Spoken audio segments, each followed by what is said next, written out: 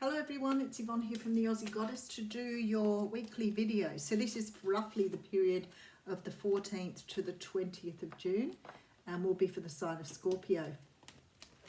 Scorpio, firstly, a big thank you for subscribing to my channel. If you haven't subscribed yet, please give me a subscribe. We'd love to have you on board. If the readings resonate with you, please make sure you give me a thumbs up and help me to grow the channel, promote the channel. If they don't resonate with you, then you're best to check out all the other aspects of your natal chart. If you're interested in classes with me, getting a personal reading, or making a donation to my channel, you can do all that through the instructions below. I do have a donate now button on my Aussie Goddess YouTube main page, so makes it nice and easy. I'm going to use the Arcanum Tarot here for your reading. And beautiful split spirit. Very nice. Okay.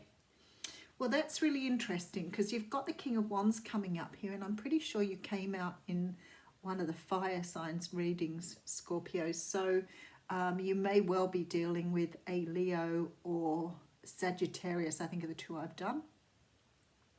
The King of Wands is a person who is very much in charge. So it can be a person who's a leader or a manager.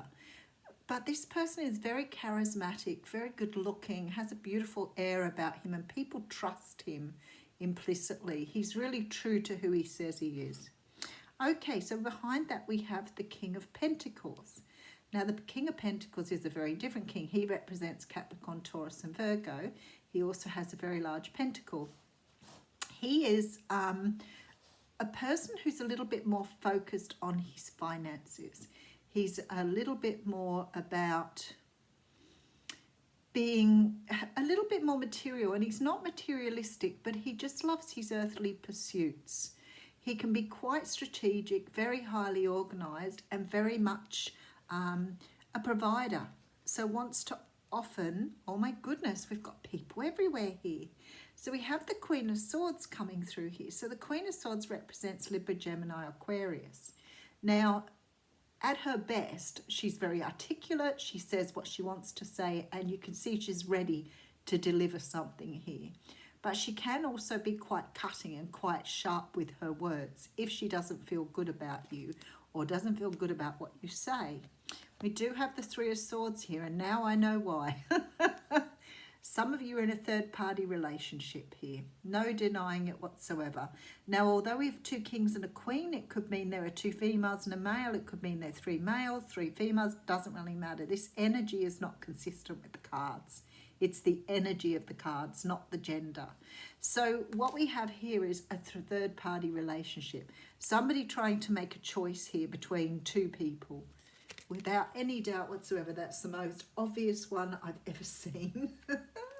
Okay, so somebody is married. Now, this could be you that's married, or it could be the person you're dealing with, but somebody here is married. Someone has a commitment. I feel like someone's fallen in love with someone who's already married. That's what it's looking like. Okay, Seven of Wands here. So somebody doesn't want to lose the person they're with, nor the person that they are wanting to be with. They are fighting here for what they want. So that may mean that it's not necessarily that they're going to end up with the person that they're married to, but it may not end up that the person either. So for some of you, it might end up that you stay where you are because of the marriage card here. But some of you may move on. You're fighting for something. So I'm not sure whether you're fighting for your marriage or whether you're fighting for the relationship. We do have the Magician here. So the universe is saying here, you can have what you want, but you've just got to make your mind up that it is what you want. There's a lot of passion around this. Look at it. Look at the red. There's a lot of passion here. Somebody is having a great deal of difficulty making a decision around which direction to go in, whether to go with the old or whether to move with the new. Okay, so we have the King of Swords coming out here. So there has to be a decision made. Someone wants to make a decision, come forward and say what they want. I feel that they're understanding here now. It's up to them. They may have fought off this decision in the past and may not have wanted to make the decision, so may have stuck with a relationship or a marriage rather than making a decision to move forward. But this person's making a decision now to move in another direction. So we have someone who's starting to understand with the Three of Pentacles that this is about their own decision. It's about them. It's about what they want. And I think up until now it might have been that they were trying to work out what they wanted or didn't really know what they wanted. But they're definitely coming to a conclusion here. Someone has taken time out. The problem here is whoever this is making the decision, whether that's you, Scorpio, whether it's a love interest, the person who wants to make this decision doesn't want to hurt anybody. So I don't feel that their marriage is particularly bad, even though they've fallen in love with someone else. It's like they don't want to hurt their married partner or the person they're with. Very, very strong feeling here. Okay, and we have the Hanged Man coming through.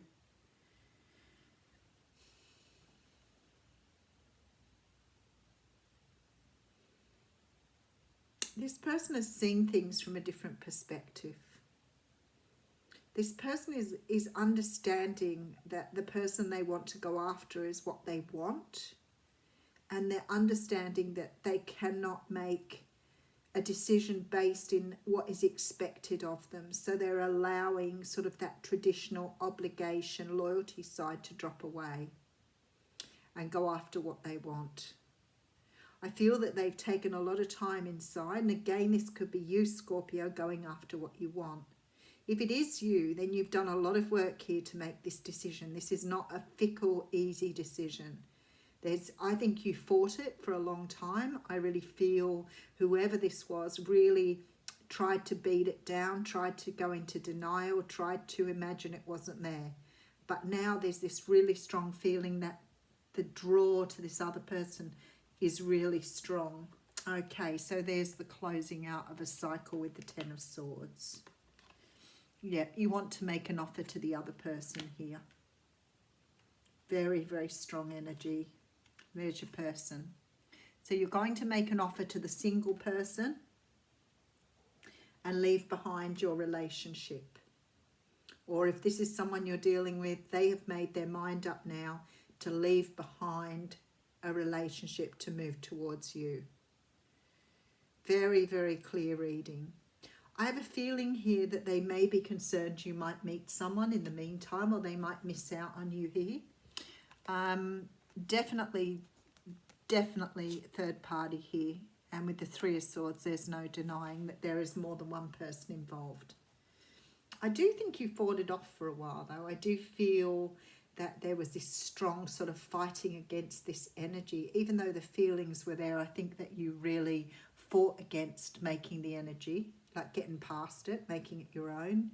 But I feel like you sort of gone into this magician mode and you've realised you can manifest something that you really want here. And now it's like the ball game's changed and you're going after what you want. You may have tried to make the marriage thing work because of obligation and loyalty, but I don't think that it's going to work for you anymore.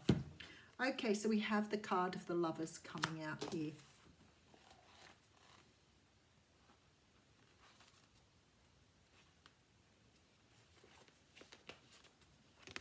This oracle brings a message of love, love, love. It is finding you now. Be open to it in all its forms. Be the god and goddess of love and paint the town red. Play in passionate embrace with life as your lover and prepare to receive even more than what you believe you are capable of handling. Love is a magic word that holds the universe together. It is both an emotion and something ethereal that lives like a fire's glow, or the pink light on the clouds after the sun has set. It is alive and yet indefinable. It causes the heart to beat more rapidly, feelings to show, and young people to write, sing and dance and become totally immersed in its hold. Love can beckon coyly or flaunt itself with wanton abandon. Love can live and grow seemingly forever or vanish in a fleeting moment which we least suspect. And in the twilight of our years, reflecting on the life we have lived, it It is love which colours every turn and twists of our memory. And when we pass from this earthly plane, it will be love that will light our soul on our journey home. Very nice, Scorpio. Thank you.